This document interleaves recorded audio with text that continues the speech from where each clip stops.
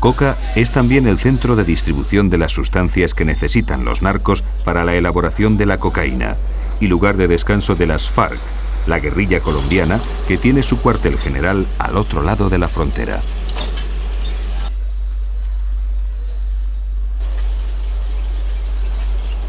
Al pasear por sus calles, uno siente que se encuentra más allá de la última frontera. Coca nunca descansa. Para muchos es la única válvula de escape que tienen para soportar una vida lejos de toda civilización, entre el juego, el alcohol y las prostitutas más baratas de Ecuador. Bueno, la historia de Coca tiene varias fundaciones. Desde el tiempo de los jesuitas, que se llamó San Antonio de la Coca. Posteriormente también fue fundada por un ecuatoriano, refundada, y esas se han llevado.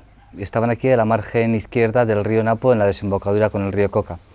Y esta fundación es del año 54 más o menos, y es fundada por Camilo de Torrano, un capuchino, que vino aquí y en esta zona había pues 3 casitas de indígenas. Es ahí cuando se da la última fundación, hacia el año 54-56 por ahí. Pues en torno a la misión comienzan algunas cositas, pues la misión tiene la escuelita, tiene un dispensario y en torno a la misión se va concentrando un poquito la gente, pero Coca cuando se hace de verdad, o sea un poquito más grande, es cuando llega el petróleo.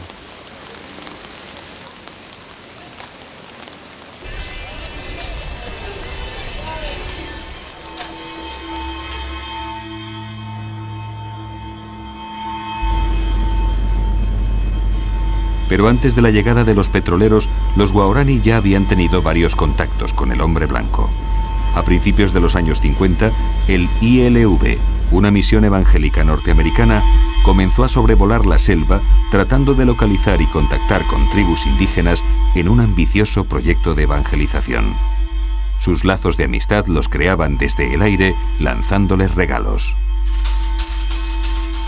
A los guaraní se les agrupó en protectorados donde sufrieron un proceso de occidentalización brutal. Fue el comienzo de su genocidio cultural, pero también el nacimiento de un mito que aún continúa.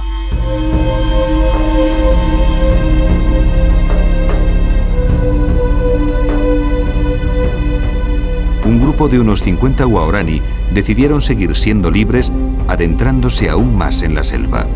Entre ellos, hicieron un pacto de sangre, no volver a ser contactados nunca más. Su jefe se llamaba Taga y en honor a él se autodenominaron Tagaeri. Los Tagaeri ocuparon una extensión de selva muy rica en petróleo y pronto se vieron obligados a luchar contra las petroleras. Para evitar un baño de sangre, Alejandro Lavaca, un misionero capuchino español, decide arriesgar su vida y contacta con los Tagaeri para buscar una solución al conflicto. El 21 de julio de 1987, el misionero y la religiosa Inés Arango morían acribillados a lanzazos por los Tagaeri. Alejandro quiere acercarse porque ve venir el peligro sobre la selva, es decir, hasta entonces la selva es una selva muy aislada, nuestra zona, no había prácticamente blancos, el 95% de la gente era indígena, el 5% era blanco, pero él ya sabía que iba a haber petróleo. La carretera llega al Coca en el año 70 y con la carretera todas las arterias petroleras y la selva ahí queda inerme ya, ¿no? Es decir, la selva era inconquistable para la técnica ecuatoriana, pero la técnica petrolera la pone al alcance de la gente, ¿no?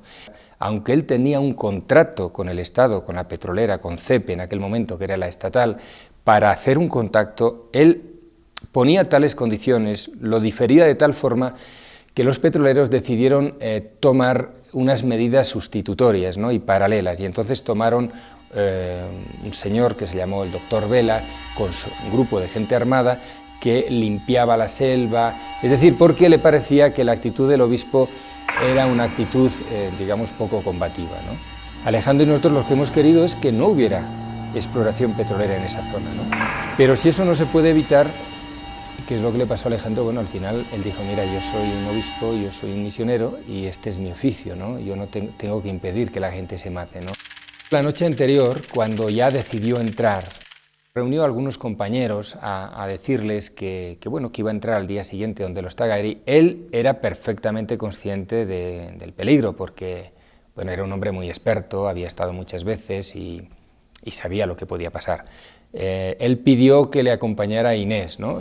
Que era una religiosa colombiana, capuchina, que era una mujer muy valerosa, que le había acompañado a él en muchos viajes a los Guaraní y que había dado muchas pruebas de valor, ¿no? Los Guaraní tenían, dentro de una selva inmensa, tenían como dos huequitos en esa selva, ¿no? En un huequito estaba una casa ya muy vieja y después a unos 300 metros había una chacra, es decir, una huerta de yuca, también con los troncos de árboles cortados un poco alto. El helicóptero no se podía posar y ellos tenían que lanzarse desde una piola, desde unos 3-4 metros. Cuando ellos llegaron allí, ahí había unos jóvenes Guaraní, unos muchachos jóvenes, que al ver al helicóptero se retiraron a la selva.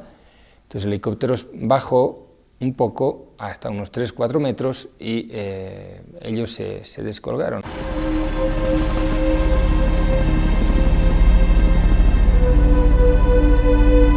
Que un obispo fuera acribillado por las lanzas guerreras de los aborígenes era algo no visto ni en tiempos del descubrimiento.